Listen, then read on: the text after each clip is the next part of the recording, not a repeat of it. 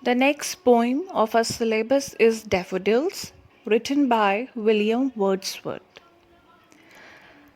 The poem was inspired by an event on 15 April 1802 in which Wordsworth and his sister Dorothy came across a long belt of daffodils.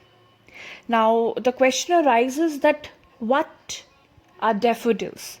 Daffodils are flowers that bloom earliest in spring in England.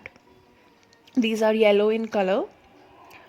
So, moving towards the poem, written sometime between 1804 and 1807, and it was first published in 1807 in poems in two volumes.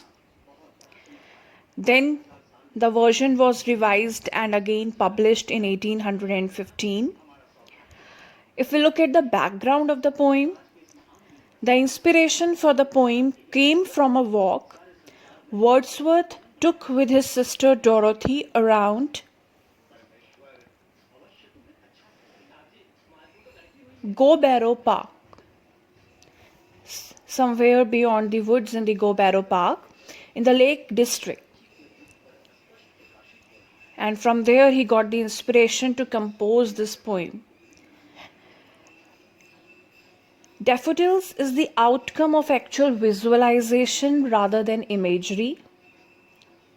It depicts the sight the poet actually enjoyed in the company of his sister Dorothy, as I told you, while they were in the woods beyond Go Park.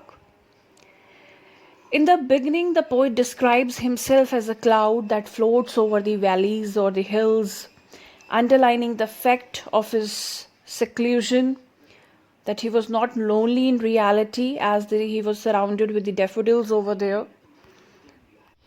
Before beginning with the poem or the explanation, let me give you a very short summary for the poem. The speaker, the poet here says that wandering like a cloud floating above hills and valleys, he encountered a field of daffodils beside a lake. The dancing, fluttering flowers stretched endlessly along the shore. And though the waves of the lake danced beside the flowers, the daffodils outdid the water in glee. The speaker says that a poet could not help but be happy in such a joyful company of flowers. He says that he stared and stared, but did not realize what wealth the scene would bring him.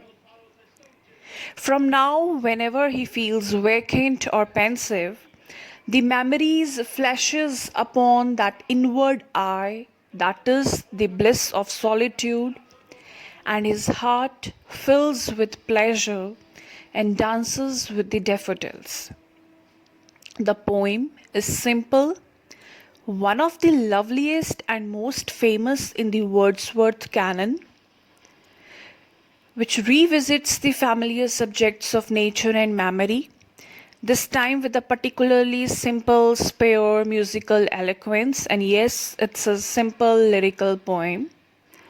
The plot is also extremely simple, depicting that the poet is wandering and his discovery of a field of daffodils by a lake. The memory which pleases him and comforts him when he is lonely, bored, and restless. The characterization of the sudden occurrence of a memory, the daffodils, as he says, flash upon the inward eye, which is the bliss of solitude, is psychologically acute. The poem's main brilliance lies in the reverse personification of its early stanzas. I repeat, the poem's main brilliance lies in the reverse personification of its early stanzas, and the speaker is metaphorically compared to a natural object, a cloud, as told in the very first line of the poem. The poet quotes, "I wandered lonely as a cloud that floats on high," so on. The daffodils are continually personified as human beings dancing and tossing their heads in a crowd, a host of daffodils. This technique implies an inherent unity between man and nature. This is the main theme of the poem, also, right? It shows the inherent unity between man and nature, and this makes it one of the Wordsworth's most basic and effective methods for instilling in the reader the feeling the poet so often describes himself as experiencing. If you look at the form or the structure of the poem, then the 4 6-line stanzas of this poem, there are 6-line stanzas, right? And in total there are 4 stanzas. So these 4 6-line stanzas of this poem follow a quatrain couplet rhyming scheme, which means the rhyming scheme is A B A B C C. Each line is metered in iambic tetrameter.